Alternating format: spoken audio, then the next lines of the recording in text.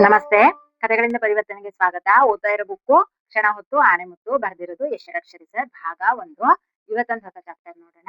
Chapter ಹೆಸರು ನಾವು ಯಾರಂತಾಗಬೇಕು ಅನ್ನೋ ಚಾಪ್ಟರು. ತುಂಬಾ ಚೆನ್ನಾಗಿದೆ ಇದು. ಮಕ್ಳದ್ದು, ಇಬ್ರು ಮಕ್ಳದ್ದು ಒಂದೇ ಮನೇಲಿ ಬೆಳ್ದು ಒಬ್ಬ ಹೇಗಾಗ್ತಾನೆ, ಇನ್ನೊಬ್ಬ ಹೇಗಾಗ್ತಾನೆ ಅನ್ನೋ ಚಾಪ್ಟರ್ ತುಂಬಾ ಚೆನ್ನಾಗಿದೆ. ನೋಡೋಣ ಏನಿದೆ ಅಂತ. ನಮ್ಮ ಕನ್ನಡ ಮಾಸ್ತರು ಹೇಳಿದ ಅಣ್ಣ ತಮ್ಮಂದಿರ ಕತೆ ಇದು.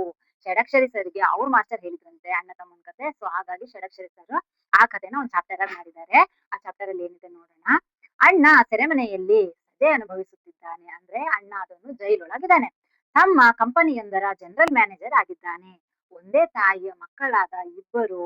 ಇವರ ಪರಿಸ್ಥಿತಿ ಹೇಗೆ, ಯಾಕೆ ಹೀಗಾಯಿತು? ಒಬ್ಬ ಜೈಲಲ್ಲಿದ್ದಾನೆ, ಒಬ್ಬ ಬ್ಯಾಂಕ್ ಮ್ಯಾನೇಜರ್ ಆಗಿ ಲೈಫಲ್ಲಿ ತುಂಬಾ ಚೆನ್ನಾಗಿದ್ದಾನೆ. ಒಂದೇ ಮನೆಯಲ್ಲಿ ಒಂದೇ ಅಮ್ಮನ ತಾಯಿ ಹೊಟ್ಟೆಯಲ್ಲಿ ಹುಟ್ಟಿ ಇಬ್ರು ಜೀವನ ಯಾಕೆ ಹಿಂಗಾಯ್ತು ನೋಡೋಣ, ಆಯ್ತಾ? ಈ ಸಹೋದರರು ಚಿಕ್ಕವರಿದ್ದಾಗ ಅವರ ತಂದೆಗೆ ಕಾಯಂ ಕೆಲಸ ಇರ್ಲಿಲ್ಲ. ಬರೀ ಕದಿಯೋದು, ಕುಡಿಯೋದು ಅಭ್ಯಾಸವಾಗಿತ್ತು. ಇಷ್ಟ ಬಂದಾಗ ಮನೆಗೆ ಬರೋದು, ಕುಡಿದು ಬಂದು ಹೆಂಡತಿಯ ಮೇಲೆ ರೇಗುವುದು, ಮಕ್ಕಳನ್ನು ಹೊಡೆಯುವುದು ಮಾಡ್ತಾ ಇದ್ದ. ತಾಯಿ ಮಕ್ಕಳು ಕಣ್ಣೀರನ್ನ ಸುರಿಸ್ತಾ ಇದ್ರು. ನೋಡಿ, ಅವರಿಬ್ರು ಅಣ್ಣ ತಮ್ಮ ಇದ್ರಲ್ವಾ, ಅವ್ರ ತಂದೆ ಕುಡಿಯೋದು, ಬರೀ ಕುಡಿಯೋದು, ಕೆಲಸ ಇಲ್ಲ, ಸಾಲ ಮಾಡೋದು, ಕುಡಿಯೋದು, ಕುಡ್ದು ಬಂದು ಹೆಂಡತಿ ಮೇಲೆ ಬೈಯೋದು, ಕೆಟ್ಟ ಮಾತಲ್ಲಿ ಬೈಯೋದು, ಮಕ್ಳನ್ನ ಹಿಡ್ಕೊಂಡು ಹೊಡೆಯೋದು, ಈ ತರ ಮಾಡ್ತಾ ಇದ್ದ. ಇದು ಮಾಡೋದ್ರಿಂದ ತಾಯಿ ಮತ್ತೆ ಆ ಎರಡು ಸಣ್ಣ ಸಣ್ಣ ಪುಟ್ಟ ಮಕ್ಳು ಅವ್ರಪ್ಪ ಹಂಗ್ ಮಾಡೋದಕ್ಕೆ ಅಳಕ್ ಶುರು ಮಾಡ್ತಾರೆ, ಅಳ್ತಾರೆ, ಕಣ್ಣೀರು ಸುರಿಸ್ತಾ ಇದ್ರು. ಅಣ್ಣ ತಮ್ಮ ಬೆಳೆಯುತ್ತಾ ಬಂದ್ರು. ಇಬ್ರು ಇದನ್ನೇ ನೋಡ್ತು, ಇದೇ ಲೈಫಲ್ಲೇ ಬೆಳೀತಾ ಬಂದ್ರು. ಒಮ್ಮೆ ಅಪ್ಪ ಕುಡಿದು ಬಿಟ್ಟ ಶೀಶೆಯಲ್ಲಿದ್ದ ಒಂದೆರಡು ಗುಟುಕನ್ನು ಕುತೂಹಲಕ್ಕಾಗಿ ಅಣ್ಣ ಕುಡಿದು ನೋಡಿದ. ಅವ್ರಪ್ಪ ಮನೇಲಿ ಕುಡಿತಿದ್ರಲ್ವಾ, ಆ ಬಾಟ್ಲ್ ತಗೊಬಂದು ಆ ಬಾಟ್ಲ್ ಅವ್ರು ಕುಡ್ದು ಅಪ್ಪ ಎದ್ದು ಆ ಕಡೆ ಹೋದ್ಮೇಲೆ ಆ ಅಣ್ಣ ಏನ್ ಮಾಡ್ತಿದ್ದ, ದೊಡ್ಡ ಮಗ ಏನ್ ಮಾಡ್ತಿದ್ದ, ಅದ್ರಲ್ಲಿ ಇದ್ದಿದ್ ಲಾಸ್ಟಿಗೆ ಒಂದ್ 4 ಹನಿನ ಅವನು ನೋಡೋಣ ಹೇಗಿದೆ ಟೇಸ್ಟ್ ಅಂತ ಹೇಳಿ ಅದನ್ನ ಕುಡ್ದು ನೋಡ್ದ. ಅದೇ ಹವ್ಯಾಸ ಆಗ್ಬಿಡ್ತು. ಒಂದಿನ ಕುಡ್ದು ನೋಡ್ದ, ಚೆನ್ನಾಗಿದೆ ಅನಿಸ್ತು. ಪ್ರತಿದಿನ ಅವ್ರಪ್ಪ ಕುಡ್ದು ಬಿಟ್ಟು ಹೋಗಿರೋ ಬಾಟ್ಲನ್ನ ಅವ್ನ್ ತಗೊಂಡ್ ಕುಡಿಯಕ್ಕೆ ಶುರು ಮಾಡ್ದ. ಯಾರು? ದೊಡ್ಡ ಮಗ. ಕುಡಿಯುವುದಕ್ಕೆ ಹಣ ಬೇಡ್ವಾ, ಮತ್ತೆ ಹೆಂಗೋ ಕುಡಿಯೋ ರುಚಿ ಹತ್ತಿತು, ಇನ್ನು ಕುಡಿಬೇಕು ಅನ್ನಿಸ್ತು, ನಾನು ಇನ್ಮೇಲೆ ಜಾಸ್ತಿ ಜಾಸ್ತಿ ಕುಡಿಬೇಕು ಅನ್ನೋಕ್ ಶುರು ಮಾಡ್ತು. ಅದಕ್ ದುಡ್ಡು ಬೇಕಲ್ವಾ, ಅದಕ್ಕೇನ್ ಮಾಡ್ದ, ಕಳ್ತನ ಮಾಡಕ್ ಶುರು ಮಾಡ್ದ. ಅಲ್ಲಿ ಇಲ್ಲಿ ಸಣ್ಣ ಪುಟ್ಟ ಕಳ್ತನ ಮಾಡಕ್ ಶುರು ಮಾಡ್ದ. ಕುಡಿದದ ಚಟ ಹೆಚ್ಚಾಗುತ್ತಿದ್ದಂತೆ ಕಳ್ಳತನಗಳು ಸಹ ದೊಡ್ಡದಾಗುತ್ತಾ ಹೋಗ್ತು. ಫಸ್ಟಿಗೆ ಸ್ವಲ್ಪ ಕುಡಿಬೇಕು ಅಂತ ಇದ್ದಾಗ ಸಣ್ಣ ಪುಟ್ಟ ಕಳ್ತನ ಮಾಡ್ತಾ ಇದ್ದ.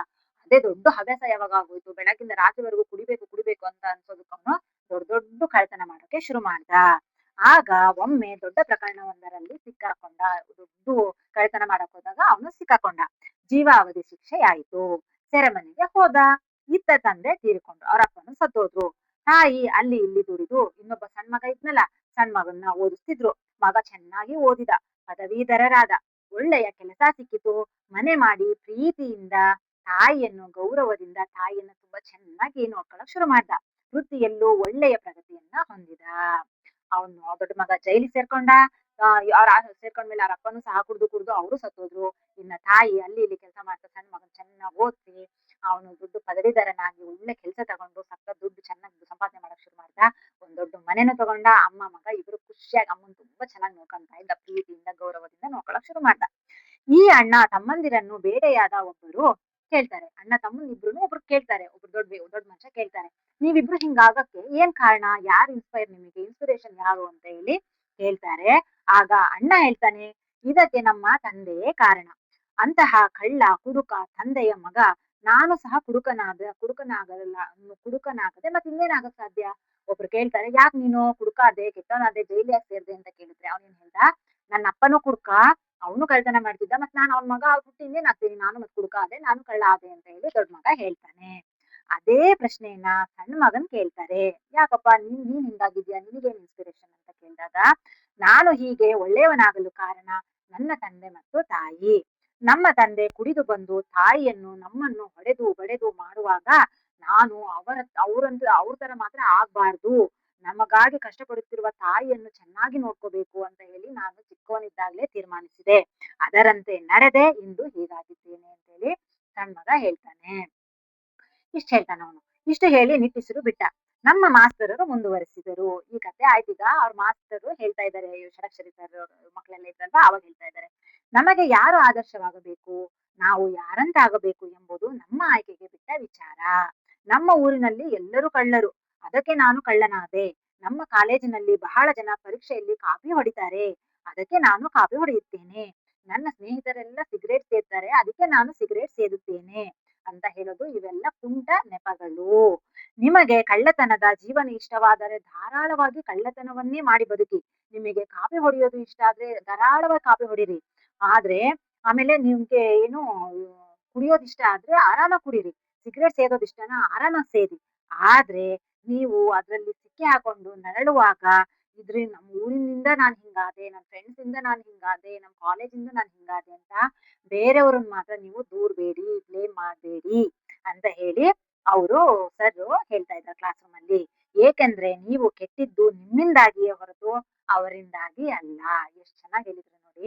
ನೀವೇನಾದ್ರೂ ಆಗ್ಲಿ ಕಳ್ತನ ಮಾಡ್ಬೇಕಾ, ಕುಡಿಬೇಕಾ, ಸಿಗರೇಟ್ ಸೇದ್ಬೇಕಾ, ಅವ್ರು ಕುಡಿತಾರೆ ಅಂತ ನೀವ್ ಕುಡಿತೀರಾ, ಅವ್ರು ಮಾಡ್ತಾರೆ ಅಂತ ನೀವ್ ಮಾಡ್ತೀರಾ, ಮಾಡಿ ಪರವಾಗಿಲ್ಲ. ಆದ್ರೆ ಅದ್ರಲ್ಲಿ ಆ ಸಮಸ್ಯೆಗೆ ಸಿಕ್ಕಾಕೊಂಡಾಗ ನೀವು ಅವ್ರನ್ನ ಹೇಳ್ಬಾರ್ದು. ಅಯ್ಯೋ ನನ್ನ ಅಪ್ಪ ಹಂಗಿದ್ರು ಅದಕ್ಕೆ ನಾನು ಕುಡಿಯೋದ್ ಕಲ್ತೆ. ನನ್ನ ಫ್ರೆಂಡ್ ಸಿಗರೇಟ್ ಸೇದಿದ್ರು ಅದಕ್ಕೆ ನಾನು ಸಿಗರೇಟ್ ಸೇದೋದ್ ಕಲ್ತೆ ಅಂತ ಹೇಳಿ ಬೇರೆಯವ್ರನ್ನ ಬ್ಲೇಮ್ ಮಾಡ್ಬೇಡಿ. ಆಯ್ಕೆ ನಮ್ಮದು. ಅವ್ರ ತರ ಆಗೋದು ಬಿಡೋದು ನಾವು ಆಯ್ಕೆ ಮಾಡ್ಕೊಳ್ಳೋದು ನಮ್ ಕೈಯಲ್ಲೇ ಇದೆ. ಹಾಗಾಗಿ ಬೇರೆಯವ್ರನ್ನ ಬ್ಲೇಮ್ ಮಾಡ್ಬೇಡಿ ಅಂತ ಹೇಳ್ತಾ ಇದ್ದಾರೆ. ಇಂತಹ ಒಳ್ಳೆಯ ಕಥೆ ಮಾತು ಹೇಳುತ್ತಿದ್ದ ಆ ಮಾಸ್ತರರು ಇತ್ತೀಚೆಗೆ ತೀರಿಕೊಂಡರಂತೆ. ಅವರ ಆತ್ಮಕ್ಕೆ ಶಾಂತಿ ದೊರೆಯಲಿ ಅಂತ ಷಡಕ್ಷರಿ ಸರ್ ಹೇಳ್ತಾ ಇದ್ದಾರೆ. ಷಡಕ್ಷರಿ ಸರ್ ಸಣ್ಣವರಿದ್ದಾಗ ಈ ಕಥೆನ ಅವ್ರ ಮಾಸ್ಟರ್ ಹೇಳಿದ್ದಂತೆ. ಹಾಗಾಗಿ ಅವ್ರು ಹೇಳಿದ ಕಥೆನ ಒಂದ್ ಚಾಪ್ಟರ್ ಆಗಿ ಬರ್ದು ನಮ್ ಮಾಸ್ಟರ್ ಇತ್ತೀಚೆಗೆ ತೀರ್ಕೊಂಡ್ರು. ಅವ್ರ ಆತ್ಮಕ್ಕೆ ಶಾಂತಿ ಸಿಗ್ಲಿ ಅಂತ ಹೇಳಿ ಹೇಳ್ತಾ ಇದ್ದಾರೆ. ಸೊ ನೋಡಿ ಒಂದ್ ಮನೇಲಿ ಬೆಳೆದಿರ್ತಕ್ಕಂತ 2 ಮಕ್ಳು ಅಪ್ಪನ್ ನೋಡಿ ಅಪ್ಪನ್ ತರಾನೇ ಆದ ಇನ್ನೊಬ್ಬ ಮಗ ಅಮ್ಮನ್ ತುಂಬಾ ಚೆನ್ನಾಗ್ ನೋಡ್ಕೋಬೇಕು ಅಂತ ಒಳ್ಳೆ ಲೈಫ್ ಸೆಟ್ಲ್ ಮಾಡ್ಕೊಂಡಿರೋ ಇನ್ನೊಬ್ಬ ಮಗ. ಹಾಗಾಗಿ ನಾವು ಅವ್ರ ತರ ಆದ್ವಿ, ಅದಕ್ಕೆ ನಾವ್ ಹಿಂಗಾದ್ವಿ, ಅಪ್ಪನ್ ನೋಡಾದ್ವಿ, ಅಮ್ಮನ್ ನೋಡಾದ್ವಿ ಅಂತ ನಾವ್ ಇನ್ನೊಬ್ಬರನ್ನ ಯಾವತ್ತೂ ದೂರ್ಬಾರ್ದು. ಆಯ್ಕೆ ನಮ್ಮದು ಅಂತ ಹೇಳ್ತಾ ಇದ್ದಾರೆ. ಸೊ ನಾವು ಸರಿಯಾದ ಆಯ್ಕೆಯನ್ನೇ ಆರಿಸ್ಕೊಳ್ಳೋಣ ಅಂತ ಹೇಳಿ ನಾನ್ ಹೇಳಕ್ ಇಷ್ಟಪಡ್ತೀನಿ. ಸೊ ದಯವಿಟ್ಟು ಯಾರ್ಯಾರು ಹೊಸಬ್ರು ನೋಡ್ತಾ ಇದ್ದೀರಾ ದಯವಿಟ್ಟು ಸಬ್ಸ್ಕ್ರೈಬ್ ಮಾಡ್ಕೊಂಡು ಲೈಕ್ ಮಾಡಿ ಕಮೆಂಟ್